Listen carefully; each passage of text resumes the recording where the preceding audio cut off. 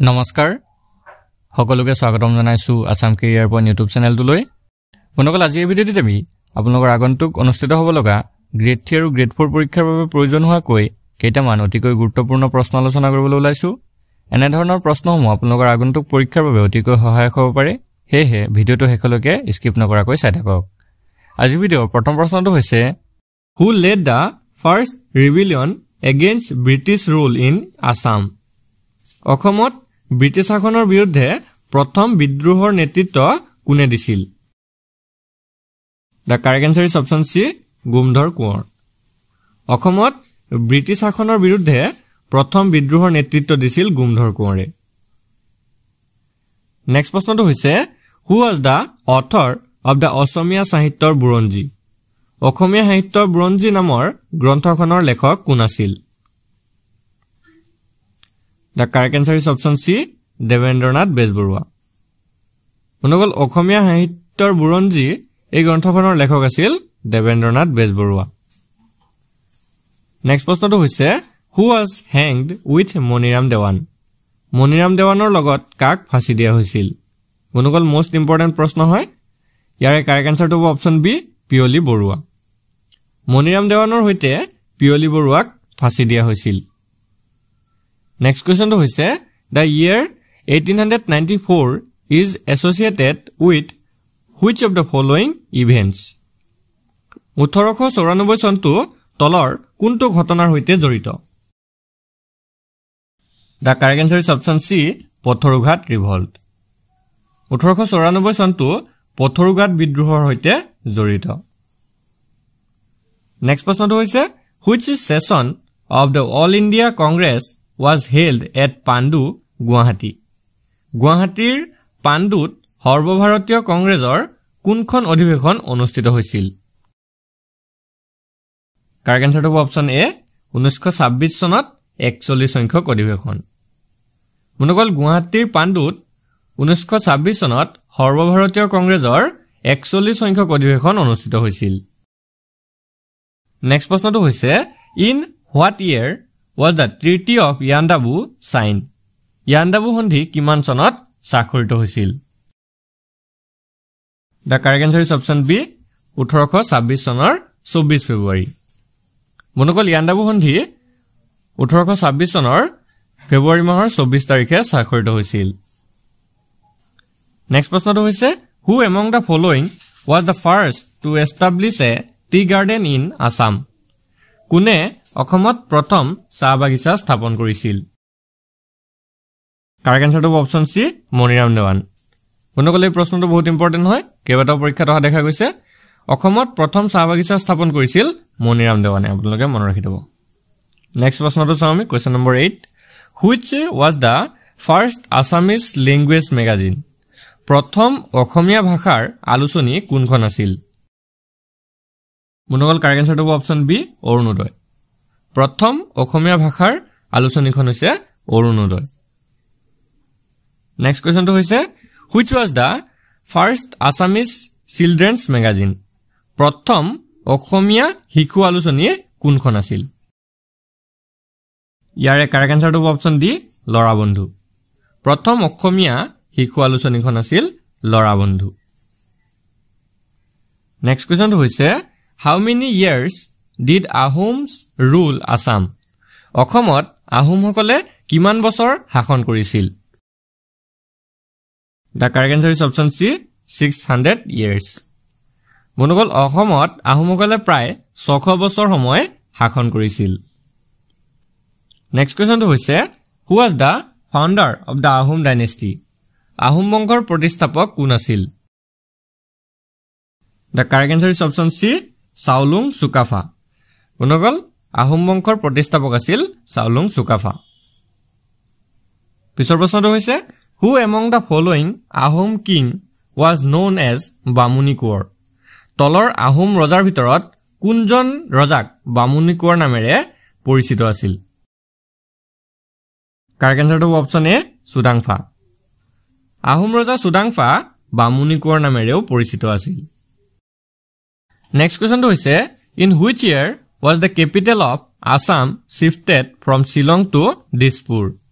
কিমান চনত অসমৰ ৰাজধানী শিলঙৰ পৰা দিছপুৰলৈ স্থানান্তৰিত হৈছিল বন্ধুসকল কাৰেক্ট আনসাৰটো হ'ব অপচন বি 1973 ইম্পৰ্টেন্ট প্ৰশ্ন হয় অসমৰ ৰাজধানী শিলঙৰ পৰা দিছপুৰলৈ 1973 চনত স্থানান্তৰিত কৰা হৈছিল বন্ধুসকল আগৰ কোনো এটা ভিডিঅত এটো 1972 চন কোৱা হৈছিল আপোনালোকে এটো শুদ্ধ কৰি ল'ব অসমৰ ৰাজধানী শিলঙৰ পৰা দিছপুৰলৈ 1973 চনত স্থানান্তৰিত কৰা হৈছিল তে আমি নেক্সট কোৱেশ্চনটো চাও question number 14 who among the following was the first British Commissioner of Assam তলৰসকলৰ ভিতৰত অসমৰ প্ৰথম ব্ৰিটিছ আয়ুক্ত কোন আছিল কাৰেক্ট আনসাৰটো অপচন বি ফ্ৰান্সিছ জেনকিন্স অসমৰ প্ৰথম ব্ৰিটিছ আয়ুক্ত আছিল ফ্ৰান্সিছ জেনকিন্স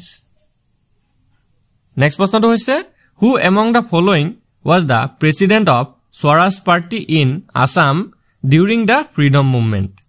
তলৰসকলৰ ভিতৰত স্বাধীনতা আন্দোলনৰ সময়ত অসমত স্বৰাজ পাৰ্টিৰ সভাপতি কোন আছিল দা কাৰেক্ট আনসাৰ ইজ অপচন এ তৰুণৰাম ফুকন স্বাধীনতা আন্দোলনৰ সময়ত অসমৰ স্বৰাজ পাৰ্টিৰ সভাপতি আছিল তৰুণৰাম ফুকন নেক্সট প্ৰশ্নটো হৈছে বাই হুম was Gopinath Bordoloi conferred the title লোকপ্ৰিয় কাৰ দ্বাৰা গোপীনাথ বৰদলৈক লোকপ্ৰিয় উপাধি প্ৰদান কৰা হৈছিল বন্ধুসকল কাৰেক্ট আনসাৰটো হ'ব অপচন সি জয়ৰাম দাস দৌলতৰাম গোপীনাথ বৰদলৈক জয়ৰাম দাস দৌলতৰামে লোকপ্ৰিয় উপাধি প্ৰদান কৰিছিল নেক্সট প্ৰশ্নটো হৈছে in which year was the Assam Rural Panchayat Act passed কোন চনত অসম গ্ৰাম্য পঞ্চায়ত আইন গৃহীত হৈছিল the correct answer is option B 1948 1948 চনত অসম গ্ৰাম্য পঞ্চায়ত আইন গৃহীত হৈছিল নেক্সট প্ৰশ্নটো হৈছে what was the first drama of Srimanta Sankardev Srimanta শংকৰদেৱৰ প্ৰথম নাটক কোনটো আছিল বন্ধুসকল কাৰেক্ট আনসাৰটো হ'ব অপচন এ চিহ্নযাত্ৰা শ্ৰীমন্ত শংকৰদেৱৰ প্ৰথম নাটকখন আছিল চিহ্নযাত্ৰা নেক্সট প্ৰশ্নটো হৈছে which was the first mobile theater group in Assam অসমৰ প্ৰথম ভ্ৰাম্যমান থিয়েটাৰ দল কোনটো আছিল কাৰেক্ট আনসাৰটো হ'ব অপচন বি কোহিনুৰ থিয়েটাৰ অসমৰ প্ৰথম ভ্ৰাম্যমান থিয়েটাৰ দলটো আছিল কোহিনুৰ থিয়েটাৰ নেক্সট প্ৰশ্নটো হৈছে when was the first Assamese film Joymoti release প্ৰথম অসমীয়া ছবি জয়মতী কেতিয়া মুক্তি লাভ কৰিছিল the correct answer is option B 1935 1935 চনত প্ৰথম অসমীয়া ছবি জয়মতী মুক্তি লাভ কৰিছিল নেক্সট প্ৰশ্নটো হৈছে what is the first film directed by doctor Bhupen Hazarika doctor Bhupen হাজৰিকাই পৰিচালনা কৰা প্ৰথম ছবিখনৰ নাম কি আছিল কাৰেক্ট আনসাৰটো is option D Era Bator Sur doctor Bhupen হাজৰিকাই পৰিচালনা কৰা প্ৰথম ছবিখন আছিল এৰাবাটৰ হুৰ নাও question number 22 The traditional bull yoke Kambala is associated with which state? পৰম্পৰাগত মহযুঁজ কম্বলা কোনখন ৰাজ্যৰ লগত জড়িত কাৰেক্ট আনসাৰটো ইজ অপচন সি কৰ্ণাটক পৰম্পৰাগত মহযুঁজ কম্বলা কৰ্ণাটক ৰাজ্যৰ লগত জড়িত নেক্সট প্ৰশ্নটো হৈছে ঐনিতম is folk song of which of the following community ঐনিতম তলৰ কোনটো সম্প্ৰদায়ৰ লোকগীত The correct answer is option D, Missing. ঐনিতম হৈছে মিচিং সম্প্ৰদায়ৰ লোকগীত নেক্সট প্ৰশ্নটো হৈছে which of the following organizations celebrates its foundation day on 1st April তলৰ কোনটো সংগঠনে 1 এপ্ৰিলত প্ৰতিষ্ঠা দিৱস পালন কৰে কাৰেক্ট আনসাৰটো হ'ব অপচন সি RBI বন্ধুসকল ৰিজাৰ্ভ বেংক অফ ইণ্ডিয়া অৰ্থাৎ ভাৰতীয় ৰিজাৰ্ভ বেংকে 1 এপ্ৰিল তাৰিখে তেওঁলোকৰ প্ৰতিষ্ঠা দিৱস পালন কৰে নেক্সট প্ৰশ্নটো হৈছে on what date is international women's day celebrated আন্তঃৰাষ্ট্ৰীয় নাৰী দিৱস কোন তাৰিখে পালন কৰা হয় কাৰেক্ট আনসাৰটো হ'ব অপচন বি 8 মাৰ্চ 8 মাৰ্চ তাৰিখে আন্তঃৰাষ্ট্ৰীয় নাৰী দিৱস পালন কৰা হয় নেক্সট প্ৰশ্নটো হৈছে where is the National Defense Academy located ৰাষ্ট্ৰীয় প্ৰতিৰক্ষা একাডেমি ক'ত অৱস্থিত কাৰেক্ট আনসাৰটো হ'ব অপচন সি পুনে বন্ধুসকল ৰাষ্ট্ৰীয় প্ৰতিৰক্ষা একাডেমি অৰ্থাৎ নেশনেল ডিফেন্স একাডেমি পুনেত অৱস্থিত নেক্সট কোৱেশ্চনটো হৈছে Konkan naval exercise are held between which two countries কোন দুখন দেশৰ মাজত কংকন নৌসেনাৰ অনুশীলন কৰা হয় কাৰেক্ট আনসাৰটো হ'ব option C India and United Kingdom Bharat আৰু যুক্তৰাজ্য অৰ্থাৎ ভাৰত আৰু ইংলেণ্ডৰ মাজত কংকন নৌসেনা অনুশীলন কৰা হয় নেক্সট কোৱেশ্চনটো হৈছে which country will win the Thomas Cup for the first time on May 15 2022 2022 চনৰ 15 মেত কোনখন দেশে প্ৰথমবাৰৰ বাবে থমাস কাপৰ খিতাপ দখল কৰিছে The correct answer is option B India বন্ধুসকল 2022 চনৰ 15 মে তাৰিখে ভাৰতে প্ৰথমবাৰৰ বাবে থমাস কাপৰ খিতাপটো দখল কৰিছে নেক্সট প্ৰশ্নটো হৈছে which two places have been connected by Bhupen Hazarika Bridge Bhupen Hazarika দলঙে কোন দুটা ঠাই সংযোগ কৰিছে correct answer is option C Dhola-Sadiya Bhupen Hazarika দলঙে Dhola-Sadiya ঠাই দুখনক সংযোগ কৰিছে নেক্সট প্ৰশ্নটো হৈছে which schedule of Indian Constitution deals with administration of tribal areas in Assam ভাৰতীয় সংবিধানৰ কোনটো সূচীত অসমৰ জনজাতীয় অঞ্চলৰ প্ৰশাসনৰ বিষয়ে আলোচনা কৰা হৈছে কাৰেক্ট আনসাৰটো অপচন সি 6 ভাৰতীয় সংবিধানৰ ষষ্ঠ সূচীত অসমৰ জনজাতীয় অঞ্চলৰ প্ৰশাসনৰ বিষয়ে আলোচনা কৰা হৈছে নাও question number 31 how many ramsar sites are there in Assam অসমত মুঠ কিমানখন ৰামসাৰ স্থান আছে বন্ধুসকল কাৰেক্ট আনসাৰটো হ'ব অপচন এ 1 অসমত এখনেই ৰামসাৰ ক্ষেত্ৰ আছে নেক্সট প্ৰশ্নটো হৈছে Assam share international border with which of the following countries অসমে তলৰ কোনখন দেশৰ লগত আন্তঃৰাষ্ট্ৰীয় সীমান্ত ভাগ কৰে কাৰেক্ট আনসাৰটো হ'ব option B Bhutan and Bangladesh অসমে ভুটান আৰু বাংলাদেশৰ সৈতে আন্তঃৰাষ্ট্ৰীয় সীমান্ত ভাগ কৰে নেক্সট কোৱেশ্চনটো হৈছে which of the following river is known as Kameng in Arunachal Pradesh তলৰ কোনখন নদীক অৰুণাচলৰ কামেং নামেৰে জনাজাত The correct answer is option D জিয়াভৰালী জিয়াভৰালী নদীখনক অৰুণাচলত কামেং নামেৰে জনা যায় নেক্সট প্ৰশ্নটো হৈছে The Nameri National Park is located in which district of Assam অসমৰ কোনখন জিলাত নামেৰি ৰাষ্ট্ৰীয় উদ্যান অৱস্থিত কাৰেক্ট আনসাৰটো অপচন এ শোণিতপুৰ বন্ধুসকল অসমৰ শোণিতপুৰ জিলাত নামেৰি ৰাষ্ট্ৰীয় উদ্যান অৱস্থিত নেক্সট কোৱেশ্চনটো হৈছে who gave the title father of nation to Mahatma Gandhi কোনে মহাত্মা গান্ধীক জাতিৰ পিতা উপাধি দিছিল The correct answer is option B Subhash Chandra Bose বন্ধুসকল সুভাষ চন্দ্ৰ বসুৱে মহাত্মা গান্ধীক জাতিৰ পিতা উপাধি দিছিল নেক্সট প্ৰশ্নটো হৈছে which district has the highest literacy rate in Assam অসমৰ কোনখন জিলাত সাক্ষৰতাৰ হাৰ সৰ্বাধিক কাৰেক্ট আনসাৰটো হ'ব অপচন সি কামৰূপ মেট্ৰপলিটান বন্ধুসকল অসমৰ কামৰূপ মহানগৰ জিলাখনত সাক্ষৰতাৰ হাৰ সৰ্বাধিক নেক্সট প্ৰশ্নটো হৈছে what is the name of the largest district in Assam in term of area মাটিকালি ক্ষেত্ৰত অসমৰ সৰ্ববৃহৎ জিলাখনৰ নাম কি কাৰেক্ট আনসাৰটো হ'ব অপচন এ কাৰ্বি আংলং মাটিকালি ক্ষেত্ৰত অসমৰ সৰ্ববৃহৎ জিলাখন হৈছে কাৰ্বি আংলং নেক্সট প্ৰশ্নটো হৈছে which is the main pollutant gas emitted from vehicles বাহনৰ পৰা নিৰ্গত হোৱা মুখ্য প্ৰদূষক গেছ কোনবিধ কাৰেক্ট আনসাৰটো হ'ব অপচন বি কাৰ্বন মনক্সাইড বাহনৰ পৰা অৰ্থাৎ যান-বাহনৰ পৰা নিৰ্গত হোৱা মুখ্য প্ৰদূষক গেছবিধ হৈছে কাৰ্বন মনক্সাইড নাও question number 39 what percentage of the total gas in the zone is nitrogen gas বায়ুমণ্ডলত মুঠ গেছৰ কিমান শতাংশ nitrogen gas The correct answer is option D 78% বায়ুমণ্ডলৰ মুঠ গেছৰ ভিতৰত 78% হৈছে নাইট্ৰজেন গেছ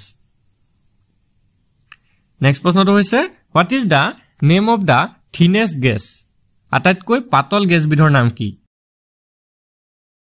কাৰেক্ট এনসাৰটো হ'ব অপচন এ হাইড্ৰোজেন বন্ধুসকল বায়ুমণ্ডলৰ আটাইতকৈ পাতল গেছবিধ হৈছে হাইড্ৰোজেন গেছ পিছৰ প্ৰশ্নটো হৈছে where is the Central Drug Research Institute of India is located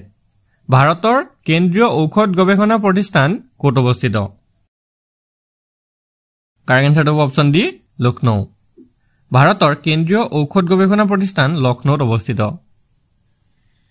পিছৰ প্ৰশ্নটো হৈছে the Sahara Desert is located on which continent Sahara মৰুভূমি কোনখন মহাদেশত অৱস্থিত কাৰেক্ট এনসাৰটো হ'ব option C South Africa Sahara মৰুভূমি সাউথ আফ্ৰিকা বা দক্ষিণ আফ্ৰিকাত অৱস্থিত নেক্সট প্ৰশ্নটো হৈছে what is the name of the widest river in the world পৃথিৱীৰ আটাইতকৈ বহল নদীখনৰ নাম কি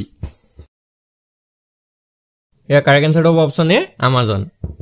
বন্ধুসকল পৃথিৱীৰ আটাইতকৈ বহল নদীখন হৈছে আমাজন নেক্সট প্ৰশ্নটো হৈছে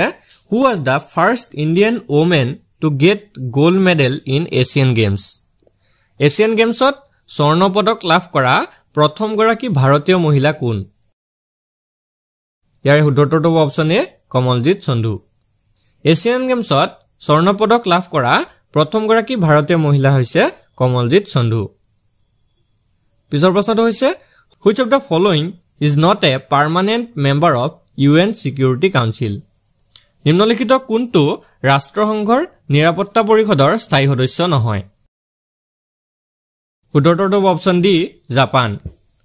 বন্ধুসকল জাপান দেশখন ৰাষ্ট্ৰসংঘৰ নিৰাপত্তা পৰিষদৰ স্থায়ী সদস্য নহয় পিছৰ প্ৰশ্নটো হৈছে where is Vivekananda rock memorial situated Vivekananda rock memorial ক'ত অৱস্থিত ইয়াৰ উত্তৰটো হৈছে অপচন ডি তামিলনাডু বন্ধুসকল বিবেকানন্দ ৰক মেমৰিয়েল তামিলনাডুত অৱস্থিত নেক্সট প্ৰশ্নটো হৈছে which Ahom king was known by the nickname ভগাৰাজ